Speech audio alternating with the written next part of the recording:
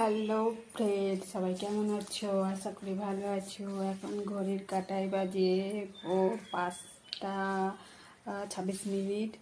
এখন আমার স্নান পুজো হয়ে গেছে। আজ দ্বাদশী, আজ হচ্ছে পালনের দিন। পালনের সময় হচ্ছে 5টা 48-এর মধ্যে, মানে পুজো পাঠ সব কিছু কমপ্লিট করতে হবে।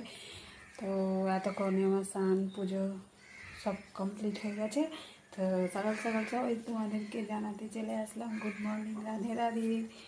আর আমার ভোগ লাগানো হয়ে গেছে, পুজো করা হয়ে গেছে।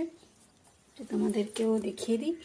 এই যে সকাল সকাল নারীগোপালকে ভোগ লাগানো হয়ে গেছে, পুজো করা হয়ে গেছে। আজ হচ্ছে দ্বাদশী।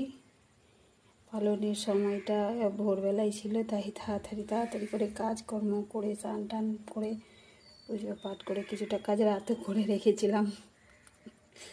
জানি যে করতে পারবো না। ভোরবেলায় 3:30 সাড়ে 4টার সময় উঠেছি। উঠেও মানে কী করবো, আর রাত সামনের দিকে আমাদের সজনের গাছটা উল্টে গেছে এক গাছ থেকে এক গাছ।